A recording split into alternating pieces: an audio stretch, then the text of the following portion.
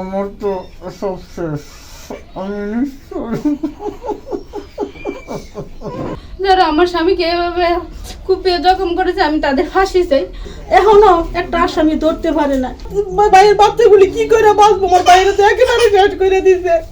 নরসিংদীর শিবপুরে একটি গাছ কাটাকে কেন্দ্র করে নজরুল খান নামের এক ব্যক্তির হাত ও পা কেটে মৃত ভেবে ফেলে রেখে যায়। পরে তাকে মুমূর্ষু অবস্থায় ঢাকা মেডিকেল কলেজ হাসপাতালে ভর্তি করা হয়। ঘটনাটি ঘটে নরসিংদী শিবপুর উপজেলার পৌর এলাকার বান্ধারদিয়া গ্রামে। ভিকটিম নজরুলের পিতা সুরুজ খান জানান, গত 6 জানুয়ারি স্থানীয় বখাটে আলমের নেতৃত্বে সিয়াম, সোহেল, শহীদুল্লাহ, রিফাত, মাহিন ও সায়েম সহ আরও অজ্ঞাতনামা 7-8 জন জমিতে চাষাবাদ করা অবস্থায় নজরুলের উপর অতর্কিত হামলা চালায়। এক পর্যায়ে নজরুলের হাত পা কেটে দেহ থেকে পৃথক করে ফেলে। পরে স্থানীয় লোকজন তাকে মুমূর্ষু অবস্থায় উদ্ধার করে ঢাকা মেডিকেল কলেজ হাসপাতালে নিয়ে যায়। এই ঘটনায় নজরুলের বাবা মোহাম্মদ সুরুজ মিয়া বাদী হয়ে শিবপুর মডেল থানায় একটি অভিযোগ দায়ের করেন। কিন্তু দীর্ঘ 1 মাস অতিবাহিত হলেও কোনো আসামিকে গ্রেফতার করতে পারেনি থানা পুলিশ। খাইতেছি চলতেছি।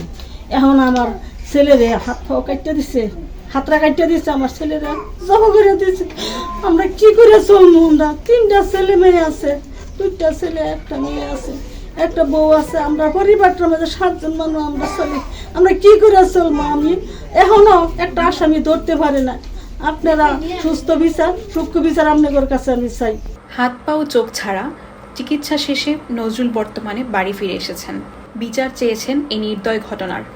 দেখেন, আমার একটা হাত চলে গেছে। এই হাতটা আমার মোটামুটি অচল। এখানে 2টো ভাঙা আছে, এখানে কাটা আছে। তো আমার জীবনে আর কিছু রইল না। আমি আসলে আমার একটি মেয়ে, 2টি ছেলে আছে। আমার কোনো ভাই নাই, আমি একলা। আমি কি করে চলবো? আমি কি করবো? আমি কিছু জানি না। আপনারা এটার বিচার করে দিন। আমি দেশবাসীর কাছে, সর্বস্তরের মানুষের কাছে আমি এই বিচার আমি চাই। আমার এই বিচার আপনারা সবাই করবেন। আমার তো সব শেষ।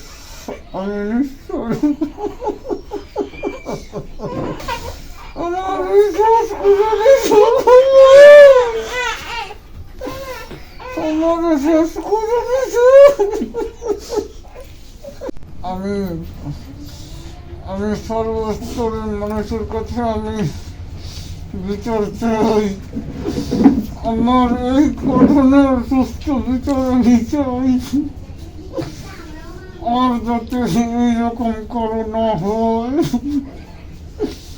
আমি এখন আমার আর কিছুই করার ক্ষমতা নয়। এদিকে এলাকাবাসী জানান, এমন নৃশংস ঘটনা ঘটিয়ে আসামিরা ধরা না পড়ায় এ জেলায় প্রতিনিয়ত বাড়ছে অপরাধ।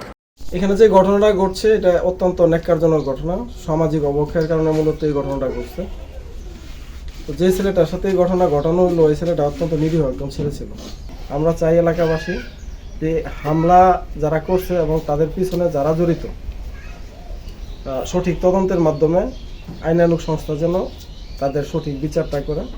যেভাবে আহত করছে, ওনার আহত দেখে প্রতিবেশী যারা সব আতঙ্ক হয়ে গেছে ডরে। আমরা দেশবাসী এবং আইন শৃঙ্খলা বাহিনীর কাছে একটাই দাবি, দ্রুত গতিতে আসামিদেরকে আইনের আওতায় নেওয়া হোক।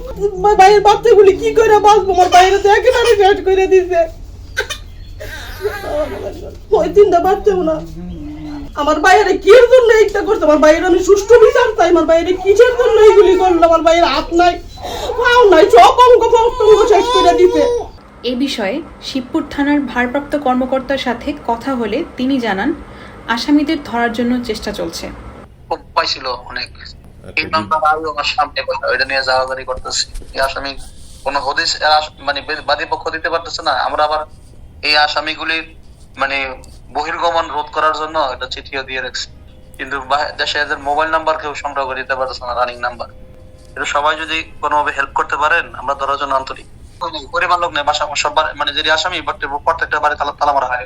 বাড়ি তালা মারা করাইছে, ওরা বাড়ি ঘর ভাঙচুর করছে, কিন্তু আসামি বাদী পক্ষের এরাও এদের কোনো মোবাইল নাম্বার বা এদের কোনো হদিস দিতে পারতেছে না।